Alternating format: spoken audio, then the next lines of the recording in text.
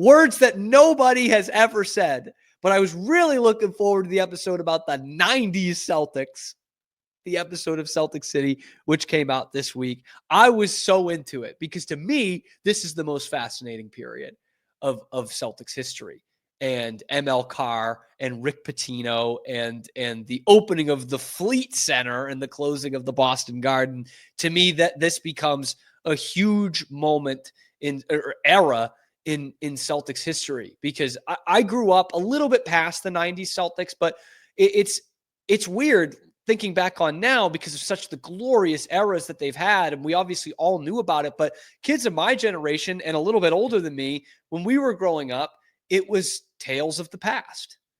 The Celtics were not what they used to be. They were just living off the cigar smoke and the 16 championships at that point in the parquet floor. But it was a generation without really any kind of competitiveness, right? Like, kids my age and my brother's age, who's 5 years older than me, our growing up of the Celtics was players dying and Rick Pitino and brand new building and just living off the past. And the 90s was the late 90s in particular was really the epitome of that. They start talking about 96, 97, which just, if Twitter was around, man, I mean, you couldn't have been a Celtics fan on social media in 96, 97. They're statistically one of the worst teams ever in NBA history, 15-67 under ML.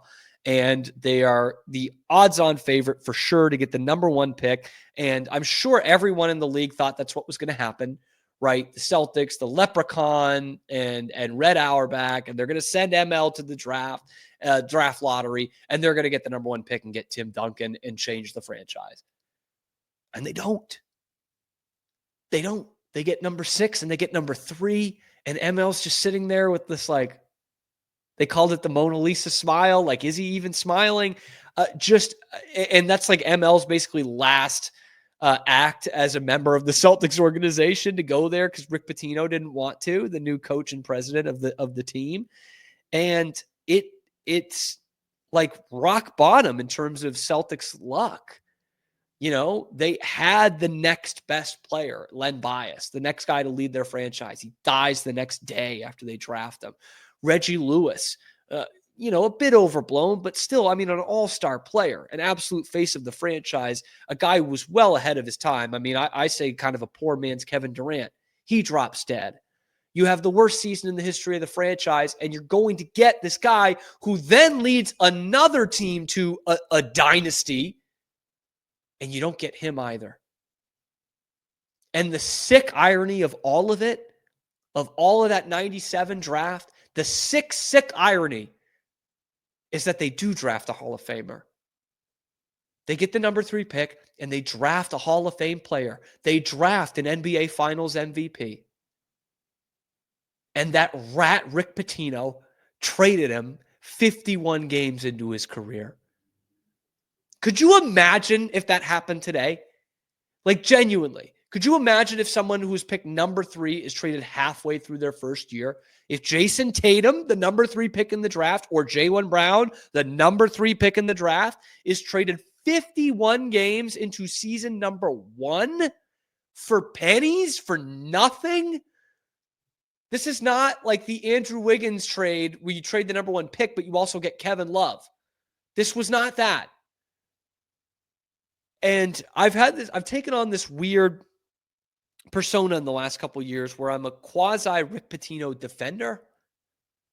And what I mean by that is it's so easy to look back now and say, Rick Pitino is one of the worst things that ever happened in the Celtics. And that's true.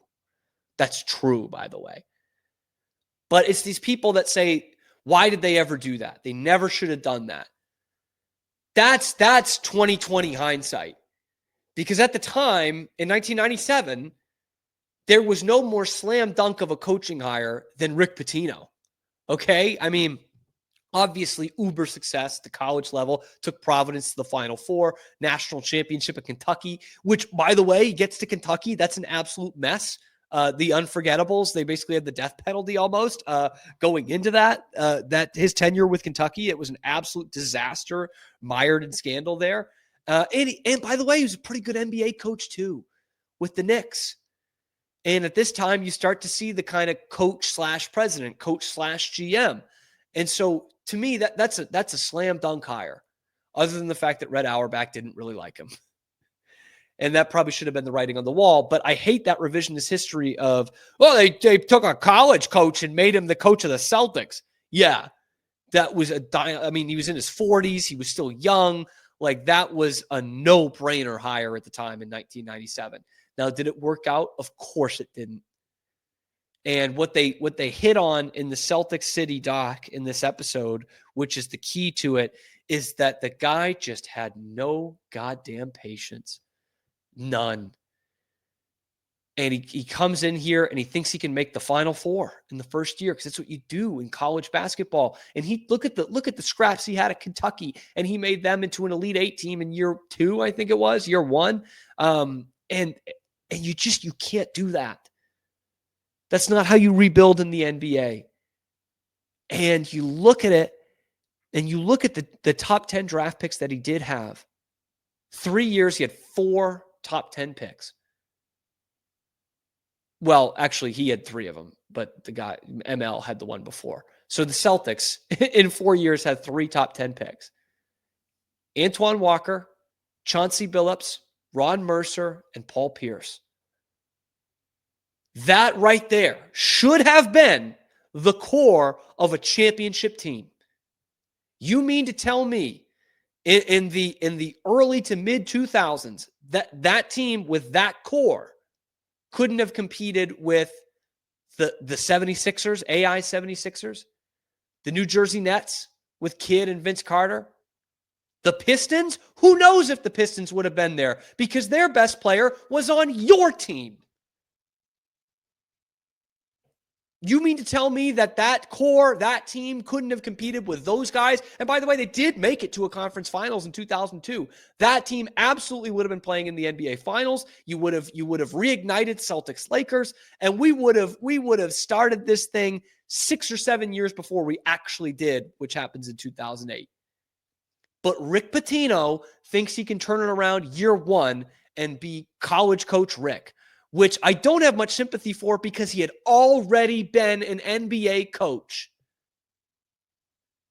And what makes it all the more glaring, this Rick Pitino error, say it with a hardcore Boston accent where you add R's on the end of the word. What makes it even more glaringly bad is the fact that, 15 years later, after you hire Rick Pitino, about 10 years or so after you can his ass, you went and you did something similarly bold, right? In 2013, you had traded Paul Pierce and Kevin Garnett. You had traded Doc Rivers. You'd really ripped this thing down to the studs for the first time since Rick Pitino. And you went out and you hired a college coach. You hired a 36-year-old college coach who had only coached in college and wasn't coaching at Kentucky. He was coaching at Butler. Now, he did take them to 2 Final Fours, but still, that had Rick Pitino written all over it. But instead, Brad Stevens had some goddamn patience to him, and he didn't make himself the president. He had a good GM along with him, and Danny Ainge. And they have a lottery pick that's not a very good one, pick number 6, and they make him into a defensive player of the year, Marcus Smart. And then the Brooklyn trade really pays off. And obviously you get the number 3 pick, Jaylen Brown, a big reach at the time, booed at the time that he was drafted inside the TD Garden. He becomes the finals MVP. The next year, one of the great moves in Celtics history, they've got the number 1 pick in the draft for the first time in the franchise history. And they say, we don't like the guy at number 1. We don't like the guy at number 2. We're not going to tell anybody that. Although I think Celtics fans had a good idea of how they felt after Jason Tatum's workout.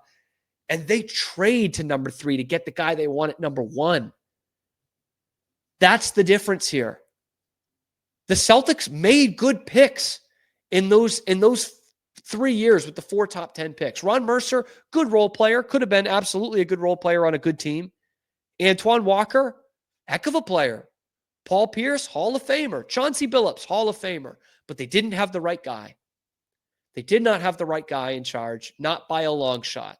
You fast forward to Brad Stevens, get a pretty damn good role player in Marcus Smart. You get potentially 2 Hall of Famers in Jaylen Brown and Jason Tatum. But they have the patience and the wherewithal and the franchise to stick with that. Rick Pitino did not. Rick Pitino thought he was going to the Final Four year one. That's what he thought. And they beat Jordan's Bulls, coming off, a championship team. They're about to three-peat for the second time. They beat the Bulls on opening night, and Rick Pitino thinks he can walk on water.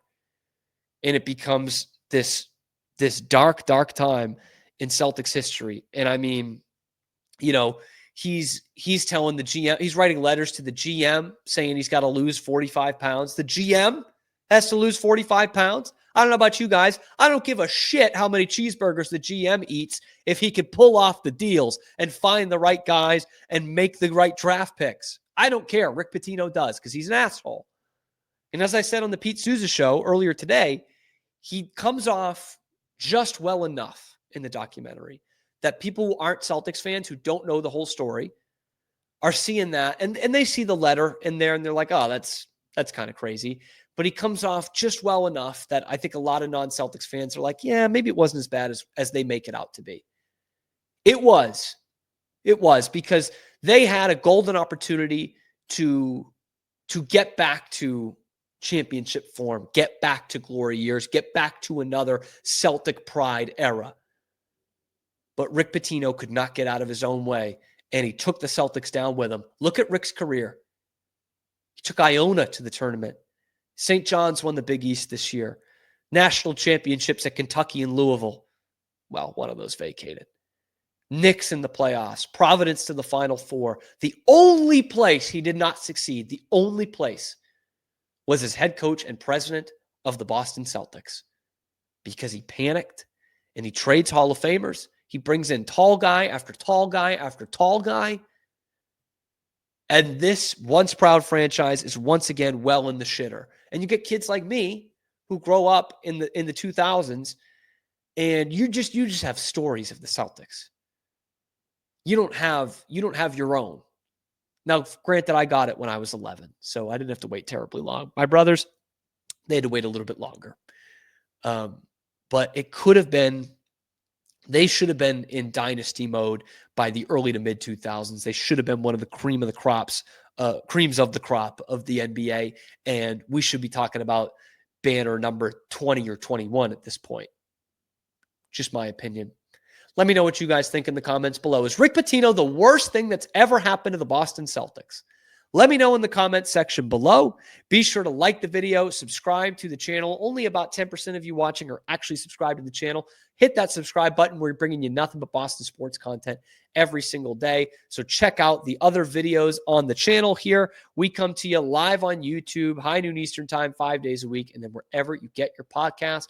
For Zach Burke, I'm your host, Cam Stuart. It's a little ditty that we like to call The Cam Show.